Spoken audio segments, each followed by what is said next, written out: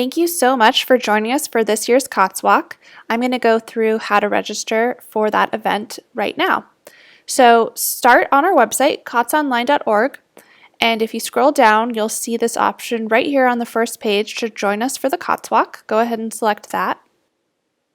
And then you will land on our COTS Walk page. You can see a countdown for the event coming up.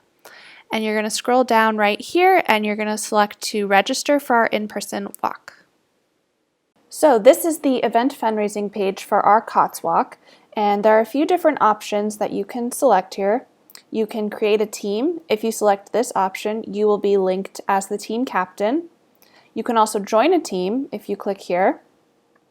You can donate to the COTS Walk event, or you can find a walker and make a gift directly to a walker to support them, or you can register as an individual, and that's what we're going to be doing today. Here you will see a list of the different types of walkers you can register as. Our first option is the standard walker. This is anyone 13 and older, and they have to raise $150 if they want to earn a COTS Walk t-shirt. We also have the walker youth type. These are walkers who are 12 and under, and they must raise at least $75 to earn a COTS Walk t-shirt. We also have a virtual walker option. This is somebody who would like to join us in our fundraising efforts but cannot actually join us at the event in person.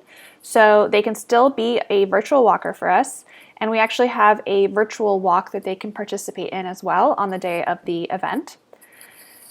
There's also a challenge walker, and a challenge walker is somebody who sets a goal to raise at least $1,000, and we have a generous grant in place that will match donations up to $15,000 for challenge walkers. So if you meet that goal, this is a great way to double your impact. I'm going to go ahead and select challenge walker, which will automatically set my personal fundraising goal for $1,000. But let's say I'm feeling ambitious. I think I can raise $1,500, so I can update that right here, like so. There's also an option to make a donation to your fundraising page. Some folks like to do this to get their fundraising kicked off strong. You can select one of these options listed here or put in your own amount. This is also a fun way to earn a fundraising badge, which is a way to kind of track your milestones and your progress as you're fundraising. The only way to earn a self-donate badge is to make a gift to your fundraiser. So if you'd like to do that, you can do that now. In this case, I'm going to say no additional gift because I want to just proceed with the free registration. It is completely free to register for this event. You do not have to make a gift. But if I had decided I wanted to donate, I could also select the option to make the gift anonymous, in which case the amount would show up on my fundraising page in my total, but nobody would know that I was the one who had made that gift. And once all those details are filled in, I'll just go ahead and click Next. Now on this page, you have two options for how to proceed. If you are completely new to the COTS Walk, you're going to start over here. So if you've never participated in this event with us before, you want to start here. If, however, you are a returning walker, and this is in the past few years in particular, you're going to want to go over to this side, because the way our new fundraising event system works is it remembers our different walkers year to year. And so if you're returning, you're going to need to log in to the profile that you've created in the past. So maybe you walked for COTS 5 years ago, 10 years ago. You are a returning walker, but you are new to this system. So you're going to want to start over here.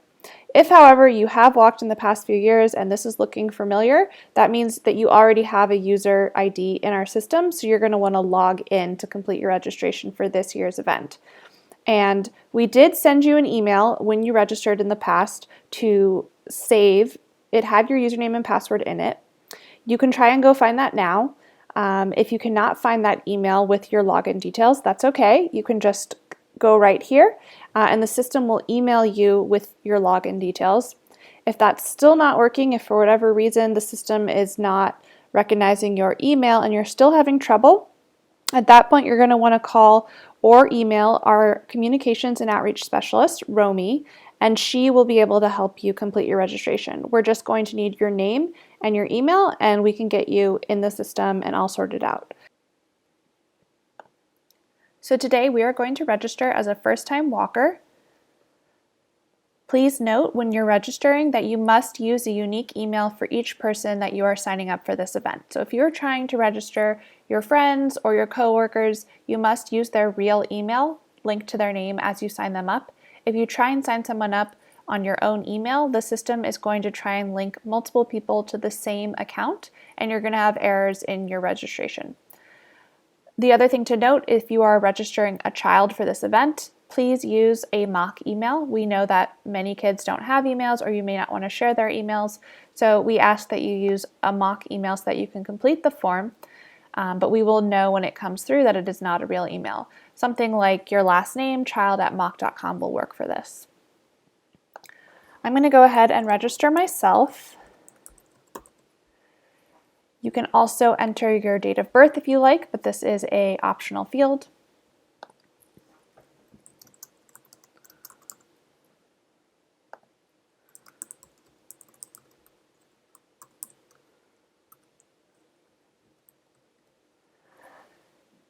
The other thing that is worth remembering is that since you can select that virtual walker type, you do not have to be in the state of Vermont to participate. So you can participate in this event from anywhere in the world, which is pretty cool.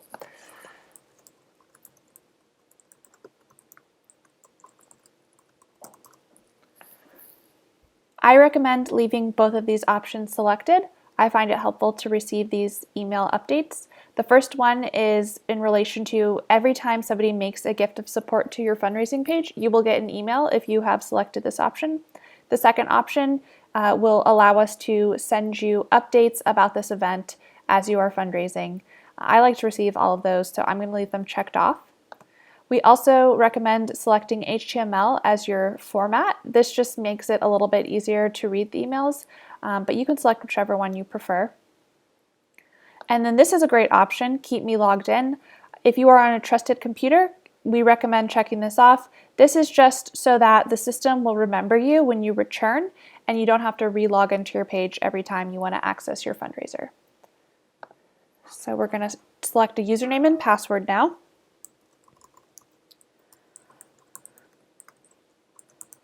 I like to use my email just because it's easier for me to remember.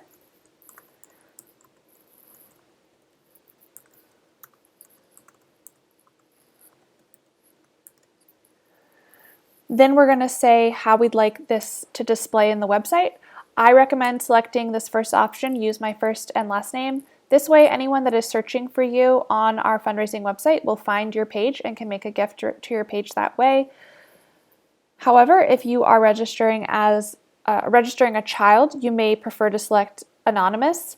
What this means is people will not be able to search for that fundraising page by name on the website. The only way that people will be able to find that fundraising page is if you directly share a link with them. So this is a good option if you want to send a link to friends and family of a child, but you don't want them to be searchable on the fundraising website. I'm going to leave my name searchable though for my registration. And then this final piece down here is in relation to, would you like us to send you a walk envelope? And what this is a big envelope that you can keep any check donations, any cash donations that you collect as you're fundraising leading up to the event. And then you would bring that envelope with you when you register for the walk on the day of the event, and we will process those gifts at that time. If you are a captain, this is a place you could say, please send me 10 envelopes, and you can distribute those to your team directly. Maybe you just need one envelope for yourself. You could say 1. I'm going to be doing all of my fundraising online, so I'm just going to say 0. I don't need any envelopes, and I'm going to select that here as well. And then we're just going to go to our next step. So now we can see the waiver page. You must agree to the waiver to proceed with your registration. So we're going to select this here. I agree with the terms and conditions. You'll notice that the next step option is grayed out. It will not be clickable until you agree to the terms.